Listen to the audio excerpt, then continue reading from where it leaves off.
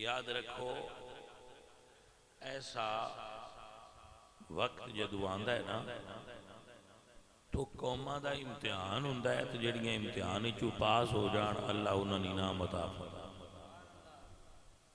اللہ فرماتے ہیں وَلَنَبْلُوَنَّكُمْ بِشَيْءٍ مِّنَ الْخَوْفِ وَالْجُوعِ وَنَقْصٍ مِّنَ الْأَمْوَالِ وَالْأَنفُسِ وَالثَّمَرَاتِ وَبَشِّرِ الصَّابِرِينَ الَّذِينَ إِذَا أَصَابَتْهُم مُّصِيبَةٌ قَالُوا إِنَّا لِلَّهِ وَإِنَّا إِلَيْهِ راجعون۔ آپ اگر چاہتے ہو کہ لو جی ہوں اسی کی کریے، ساڈی کی ڈیوٹی ہے، تو تہاڈی ڈیوٹی یہ وے کہ زیادہ تو زیادہ لوگاں نو مسجد نال اٹیچ کر۔ اس وقت زیادہ لوگاں مسجد تے دین نال منسلک کرن دی ضرورت ہے،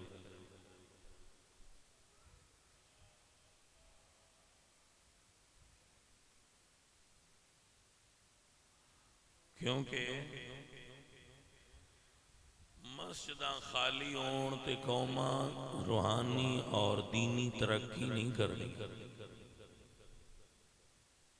دینی اور روحانی ترقی واسطے مسجد دا بھریا ہوا ہونا ضروری ہے۔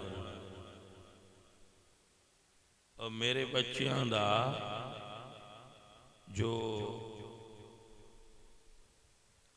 یہ کام کر رہے ہیں آپ سب بھائی، انہاں دا دین نال منسلک ہو جانا اور دین نال جڑ جانا دینی ترقی دا باعث ہو گیا۔ جنگاں صرف پیڑ وچ نہیں لڑیاں جاندیاں، ہن جنگاں دا محاذ جڑا ہے وہ بدل گیا۔ سوشل میڈیا بھی ایک جنگ، نظریے تے قائم رہنا بھی ایک جنگ ہے، یا اپنا جو نظریہ ہے اہل سنت ان فالو کرو، پکے سنی بنو اور اپنے بچیاں نو دیندار بناؤ، اپنے گھراں وچ دین لیاؤ، اپنی زندگی وچ دین لیاؤ۔ اللہ فرما دے وَأَنْتُمُ الْأَعْلَوْنَ إِن كُنتُم مُؤْمِنِينَ، غلبہ تو آن ہی ملے گا، كَتَبَ اللَّهُ لَأَغْلَبَنَّ أَنَا وَرُسُلِي، غلبہ تو آن ہی ملے گا مگر شرط ہے کہ تسی مسلمان تے مومن بنو۔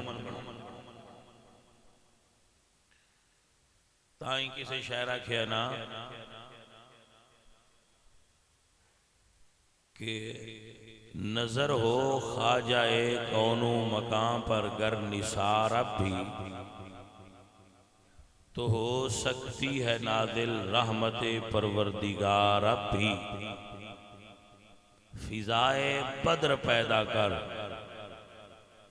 فضائے بدر پیدا کر، فرشتے تیری نصرت کو اتر سکتے ہیں گردوں سے قطار اندر قطار اب بھی۔